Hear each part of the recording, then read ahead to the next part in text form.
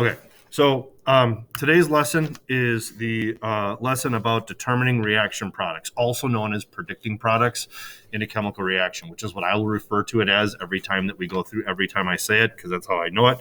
In order to find success with this, I highly suggest that you are not only taking notes and paying attention as you go along, but you also should have your handy-dandy periodic table out and in front of you. A lot of you have gotten to the point where you have your handy-dandy periodic table, and on the front side, it's periodic table business, and on the back side, you might have written some things. Like I wrote my polyatomic ions right here. This is my periodic table where I wrote them over and over and over again, but I've added a couple of new things to my periodic table. One of the new things that I've added to my periodic table is a list of something called the diatomic elements that we talked about once upon a time, like last week. It was something to the effect of these elements are so unstable by themselves that when in order we find like oxygen by itself, it pairs up with another oxygen, so it's O2. And so I wrote those here.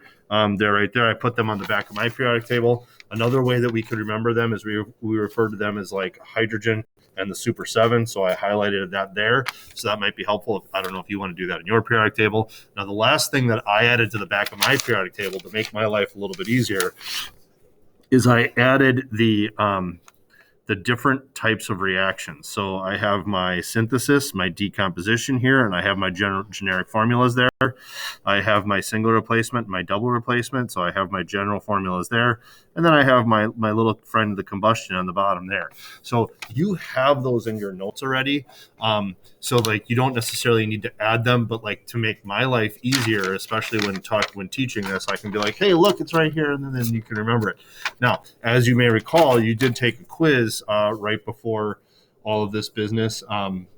Like last week, I did grade it. I'm going to hand them back if there's some time at the end of the day here, or hour here, but they'll be going in the grade book at some point today. But predicting products is really, really based on your ability to know the type of reaction that you have present. So let's kind of talk about some tips for this. One of the tips for predicting products is, first of all, that you should always do is try to figure out what type of reaction you're working with before you go ahead and actually start to figure out what the products are going to be. So that's where we talk about the synthesis, the decomposition, the single replacement, the double replacement, and the combustion reaction. I always use in my head what works really, really well for me is I definitely use the reaction template here. These guys right here, they're very helpful when I start predicting products. And then I don't forget to balance. One thing that's not on here that I think is really, really important is when you are predicting your products accordingly. And I'm going to add this right here as important as I can come up with as say it is, do not bring subscripts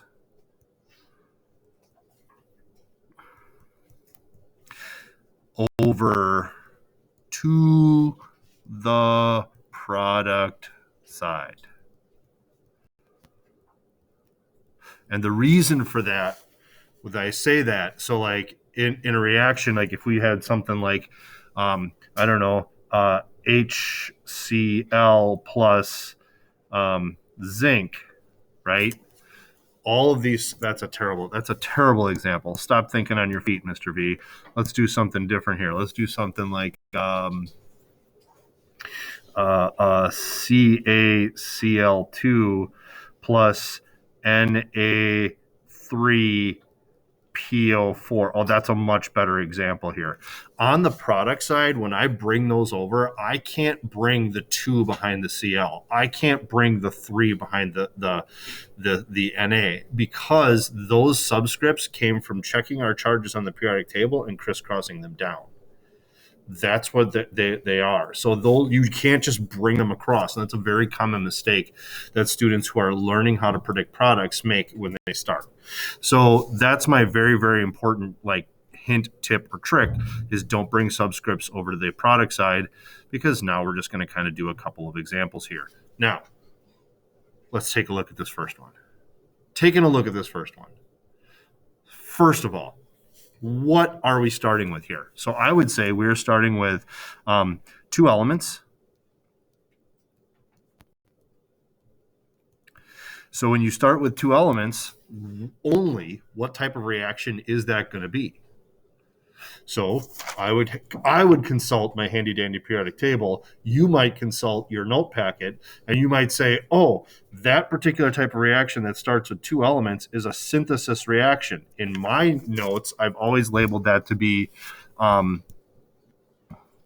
in A plus an Y will react to form AY, right? So that's how I've always noted those, and you guys probably copied it down that way. So now all that I'm going to do is I'm going to take the aluminum, which is under the A in this template, and place it on under the A on the product side. So I'm going to put aluminum down here, and then I'm going to take the Cl, which is under the Y in this template, and I'm going to put it over here. Now, what I want you to see is that I did not bring the subscript of the 2 across because I have to now do this next part, which we've already said this is a synthesis reaction. That is not how you spell it. There it is.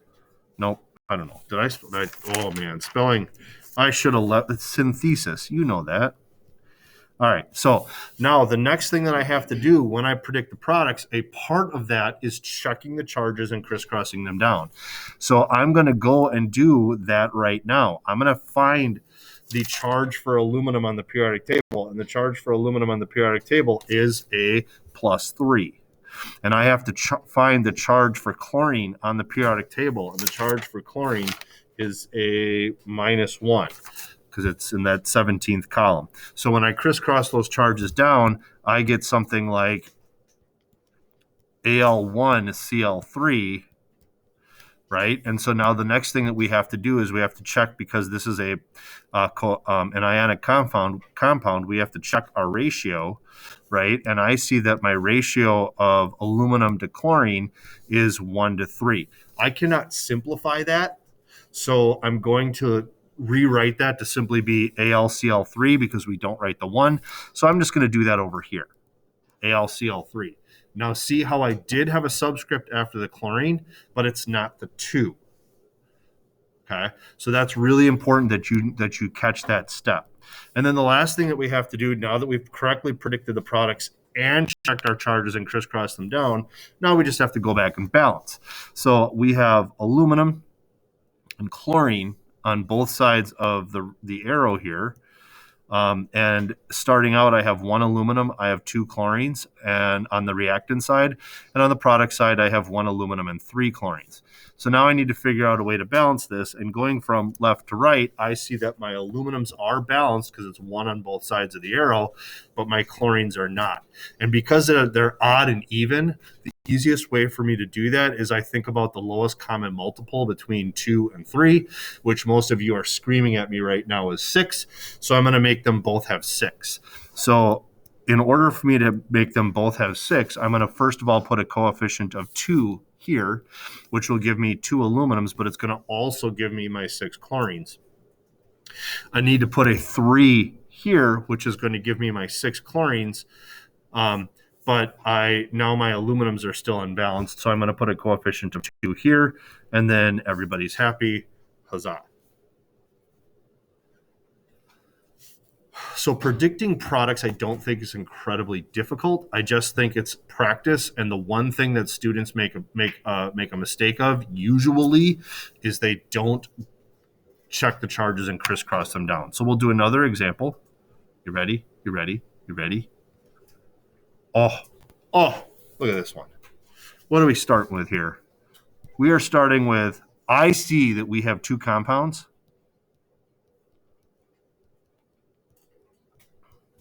And so if I go back and I look at my different reaction types, I've got a synthesis, which is 2 elements making 1 compound, a decomposition, which is a compound breaking down into 2 elements. I also have my single replacement, which is an element in a compound. And then my double replacement is 2 compounds. Oh, well, there we go. That makes this a double replacement reaction.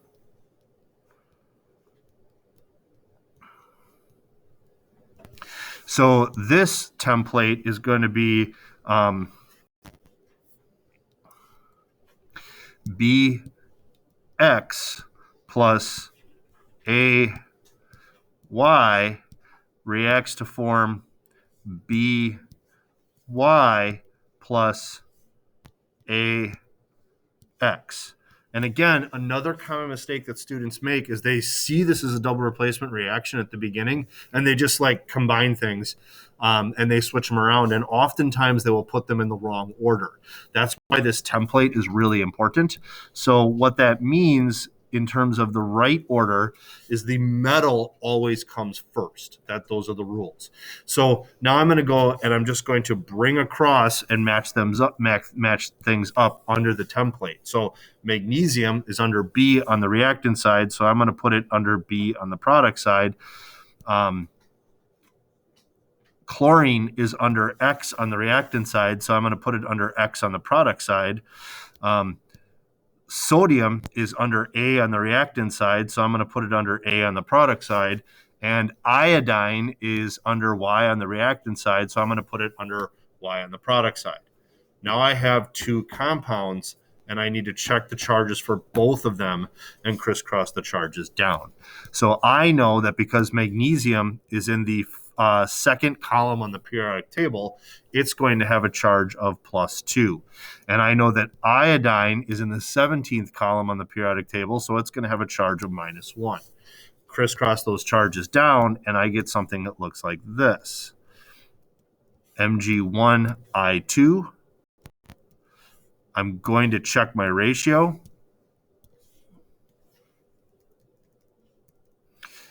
Which in this case is a 1:2 and cannot be simplified any further. So I'm going to rewrite that as Mgi2 down here. Note, there was no subscript behind the I in the product on the reactant side, but now there has to be a subscript behind I on the reactant side or the product side. I need to do the same thing for sodium and chlorine. So I know that sodium is in the first column on the periodic table, so it's a +1. I know that chlorine is in the 17th column on the periodic table, so I know it's a -1. I am going to crisscross those charges down, become Na1Cl1. I am going to check my ratio again, which is 1:1, which also can't be simplified further. So I'm going to rewrite that as NaCl. In this case, it just happened to be that way already. So we're pretty pleased about that. Now the next thing we have to do is go ahead and balance this guy. So I'm going to start with my balancing tree, I guess. I have magnesium, I have chlorine, I have sodium, and I have iodine. On my reactant side, I have 1 magnesium and 2 chlorines, 1 sodium and 1 iodine. And on my product side, I have 1 magnesium, 2 iodines, 1 sodium, and 1 chlorine. So when I go to balance this particular one, I'm going to start going from left to right. I see that my magnesiums happen to be balanced as they're written, 1 on the reactant side, 1 on the product side. I see that my chlorines are not balanced as they're written. I have 2 on the reactant side and 1 on the product side. So I'm going to put a coefficient of 2 here, which will give me my 2 chlorines, but it's also going to give me my 2 sodiums. So now I'm going to go back and check real quick. Magnesiums are still balanced. Chlorines are now balanced. Sodiums are not balanced. So I'm going to put a coefficient of 2 here, which will give me 2 sodiums. And look at that. It gives me my 2 iodines.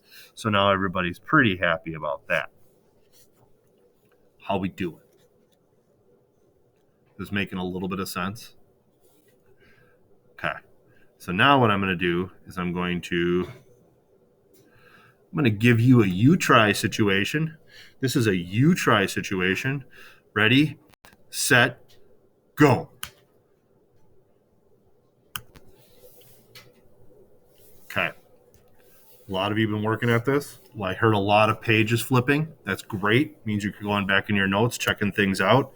So some things I want to point out here. First of all, I identified this to be, in terms of what I'm starting with, 1 element and 1 compound, right? So if I have 1 element, 1 compound, that pretty quickly told me that I had a single replacement reaction. I had one element, one compound. And in this case, it was a metal because sodium is a metal. So the metal had to replace the non-metal, or the metal had to replace the metal. And one of the things I've told you in the past is that hydrogen is weird, right? Hydrogen is technically a non-metal,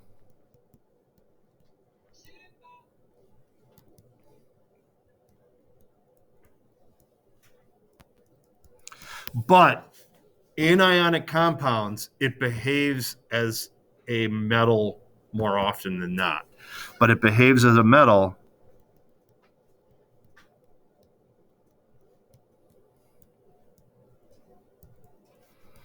in ionic compounds. So in this case here, the sodium is going to replace the hydrogen, even though the hydrogen is technically a nonmetal. So I got NaCl and H as a product. Next thing I did is I checked my charges and I crisscrossed them down, and I got Na1Cl1. The ratio is 1:1. Can't be simplified any further, so I left it as NaCl. Now, hydrogen by itself is a diatomic element. So it's just one of those other things that we have to check now. So we have to go ahead and check our diatomic elements. Either you remember it as Mr. Brinkelhoff, or you remember it as hydrogen and the Super 7, right? So like those are things that you have to keep track of every time that you're doing these predicting products. So that's how I ended up with H2 in this case. Now then I balanced and I got a 2, 2, 2, 1. Any questions?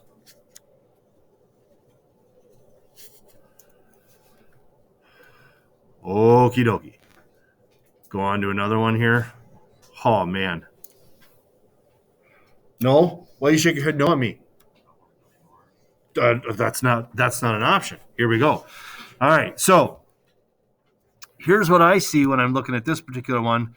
This is a hydrocarbon. Remember, that's carbon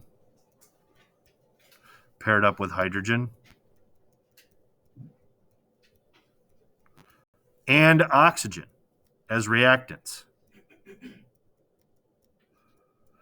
Okay, so I go back to my notes or my handy dandy periodic table where I see that, oh, that has got to be a combustion reaction. So I have a combustion here. And in this case, the template for a combustion reaction is CX.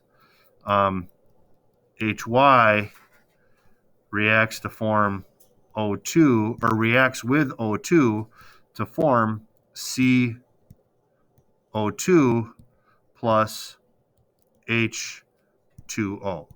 That it's just, in this case, it's just that simple. So I'm going to copy those things down just below because that is all that we can really make here. So our products are going to be CO2 and our products are going to be H2O.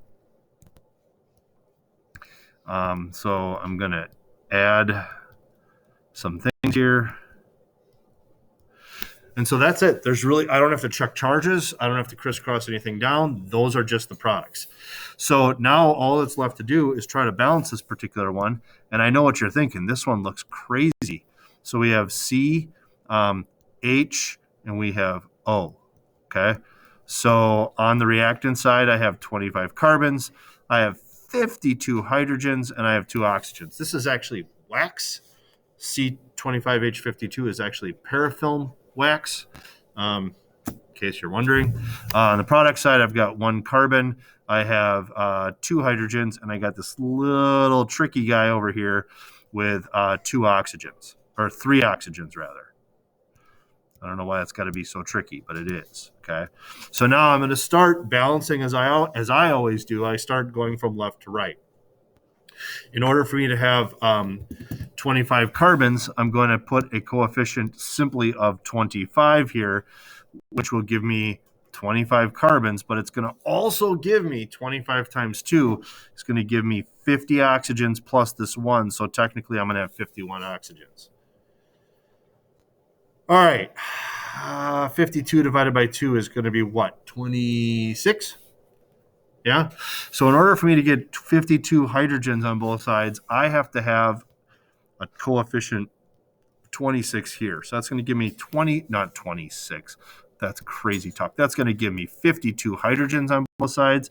But 26 times 1 is now 26. So now I have 50 plus 26, which is 76, right? I do that math correctly? And so now I got to figure out how to get 76. So on the oxygen side, or on the product reactant side. So I'm going to go ahead and do some math here. So 76 divided by 2 would be, what is that? It's going to be 3. Carry the 1. It's going to be like 38, right? And that's a round number, so I can put 38 there. And look, I don't have any halvesies here, so I don't have to double anything. So this is going to be my balanced chemical equation. 1, 38, 25, 26. Woo! Super exciting. All right. Now, ready? Super hard. One more. Una más. This is a you try. This is a you try. And I'm not trying to be tricky on purpose, but pay close attention to what's replacing what.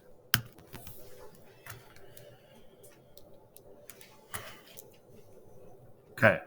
So I know a lot of you identified this to be a single replacement reaction. A lot of you are like, got it. There is an element and there is a compound.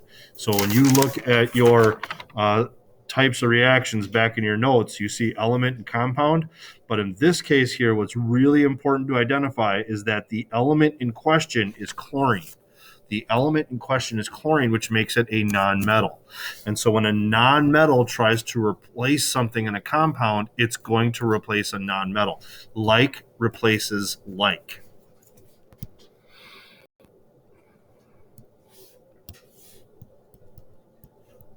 Like replaces like. So metal replaces metal, nonmetal replaces nonmetal. That's something that you're just going to have to, I think, become comfortable with understanding. So in this case, the sodium or the chlorine replaced the bromine. And when the chlorine replaced the bromine, I checked the charges, crisscrossed them down. I got Na1Cl1. My ratio is 1:1, which means that ratio cannot be simplified any further. So I rewrote it as NaCl. Bromine by itself fell into one of the diatomic elements. It was either, it's going to be Br2, I2, N2, Cl2, H2, O2, F2. Or you have to look at hydrogen and the super 7, right? So in this case, because bromine is by itself, it has to be Br2. And from there, I went on, I balanced it. So things to remember is that metals replace metals, and nonmetals replace nonmetals. Any questions about this skill that we've just talked about today?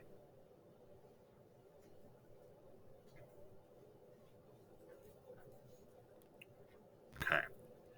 You are going to have practice at this. It is going to be a worksheet where you are predicting products. I cannot stress enough the importance of using the templates, the importance of going back and forth in your notes, the importance of checking to see if a diatomic is present, the importance of checking your charges and crisscrossing them down. All of those things are going to be skills that you have to do today for homework.